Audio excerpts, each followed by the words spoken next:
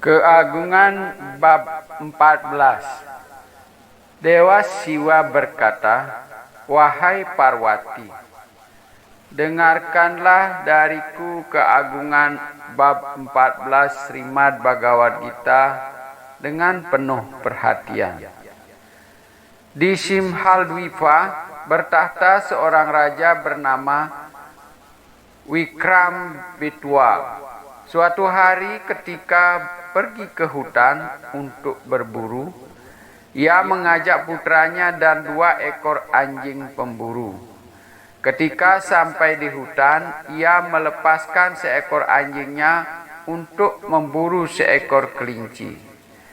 Saat anjing itu mengejar kelinci itu, kelihatan seolah-olah terbang, terus berlari. Kelinci itu akhirnya sampai di sebuah tempat pertapaan yang indah, yang amat damai. Rusa-rusa duduk dengan riang di bawah naungan bayangan pepohonan. Monyet-monyet menikmati buah-buahan pohon di sana. Anak harimau bermain-main dengan anak gajah, dan ular-ular melintas melewati burung merak. Di hutan ini tinggal Resi Agung Watsa yang memuja Sri Krishna dengan mengucapkan bab 14 Srimad Bhagavad Gita. Tak jauh dari pasraman Maharaja Watsa, salah seorang muridnya mencuci kaki sambil menyenandungkan bab 14 Srimad Bhagavad Gita. Tanah di sekitar tempat itu menjadi basah. Sesaat kemudian kelinci itu melintas lalu terpeleset di lumpur itu. Segera kelinci itu mendapatkan badan surgawi. Sebuah pesawat datang menjemput lalu membawanya ke kayangan. Tak lama kemudian anjing itu pun tiba di sana memburu kelinci itu. Dan anjing itu juga terpeleset di lumpur. Anjing itu melepaskan badannya lalu mendapat badan surgawi dan juga dibawa ke kayangan. Menyaksikan semua kejadian ini, murid Maharaja Watsa tertawa, ikut menyaksikan peristiwa menggelikan itu. Raja Vikrambetwal bertanya kepada Brahmana itu, "Bagaimana mungkin kelinci dan anjing itu bisa pergi ke kayangan di depan mata kita?"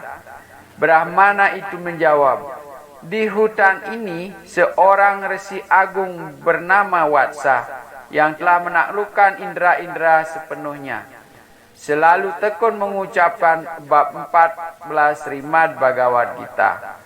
Aku adalah seorang muridnya, dan atas karunia-Nya aku pun selalu tekun mengucapkan bab 14 Srimad Bhagavad Gita.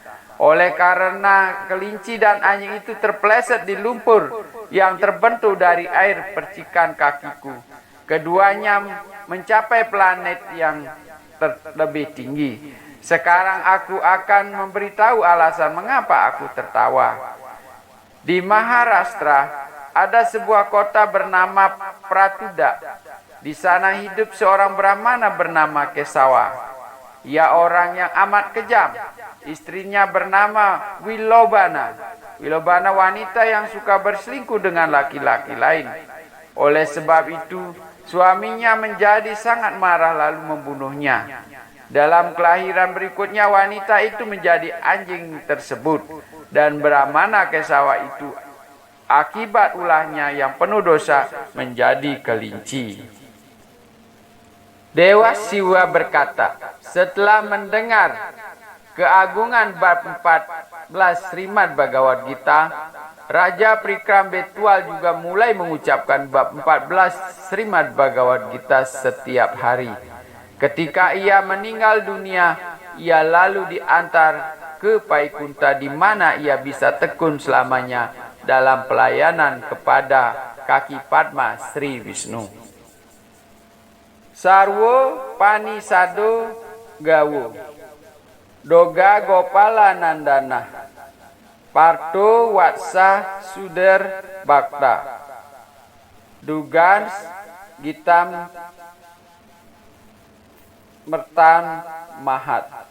Seluruh umat Upanishad ibarat seekor sapi, dan sang pemerah susu adalah Sri Krishna sendiri, putra Nanda. Arjuna ibarat anak sapi, nekstar manis Bhagavad Gita adalah susu sapi itu. Dan penyembah mujur yang memiliki kecerdasan ilahi yang halus adalah yang meminum dan menikmati susu tersebut.